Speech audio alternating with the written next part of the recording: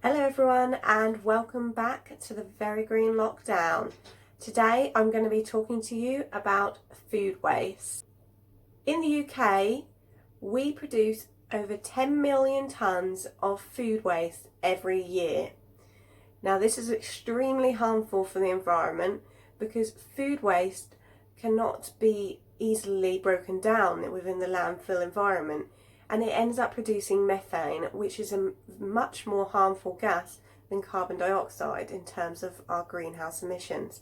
So it's extremely important that we avoid creating food waste wherever possible, as within that 10 million tonnes, it's thought that 60% of it could be avoided. How can we prevent food waste? Firstly, well, the best ways to prevent food waste is really through buying only how much you need and through meal planning.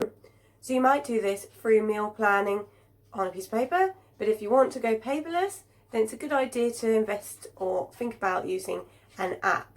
Some good examples is Yumly or Eat This Much, and there's loads of different apps on the market, or spreadsheets. You can make your own spreadsheet.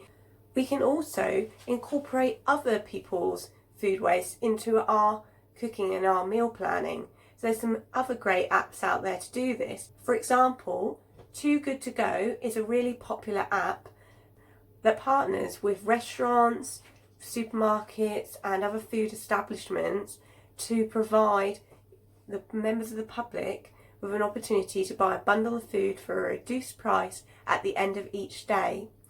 So I definitely recommend having a look at that. They have some really well-known businesses partnered with them on there, such as Yo Sushi and Patisserie Valerie, Morrison's supermarket as well, and Green King. Another app that you could potentially look at is called Olio, I think it's pronounced, and it's one that I actually have on my phone, and it's all about sharing food waste and other items that you don't want anymore around your local community. So you might be able to access the leftover loaf or leftover bag of pasta from a neighbour at a reduced price or even free. However, if you do find yourself with food waste that you can't give away, there are other options for how you can lengthen the life of that food or use it for other purposes. And here are some options. Number 1, using your food for next day leftovers or repurposing it for new recipes. I do this all the time, and my vegetarian lasagna from my other video is extremely good for next day lunch food. Number 2, making soups. Again, something you can do with a lot of leftovers and vegetables especially.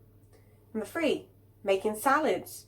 Again, you can use some of the items that you wouldn't normally think of to make salads. For example, if you have a piece of stale loaf, you might decide to roast it and chop it up into croutons for your salads. Number 4, turning scraps of food into stock or broth.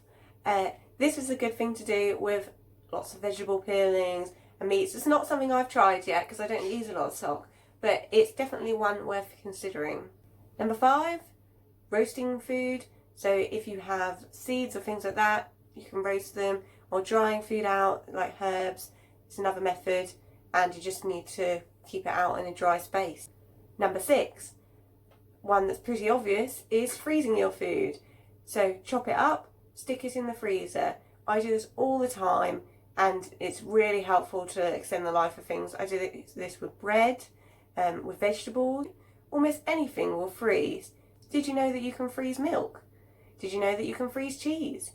There's lots of things that you can do with the freezer, so if you're not using that to its full potential, you should be. You can also blend food for drinks, and you can do this with fruit or veg, depending on the vitamins that you're after or what kind of taste you're going for. And that's what I'm going to do today, in the fact that I have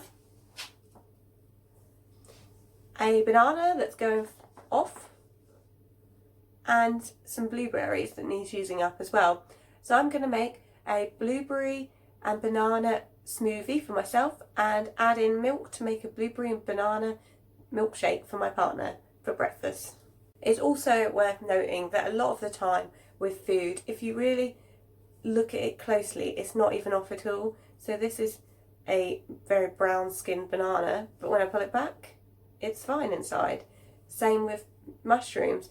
You might see a mushroom and think it's gone off because it started to go quite brown and soggy on the outside, but when you peel back the skin, because you can peel back the skin of a mushroom, you'll see that it's absolutely fine on the inside. So always worth checking if there's a way of reviving the food you have as well. So this banana is going to go into my smoothie maker. I'm going to put half of it in for me and half of it for my partner and my blueberries.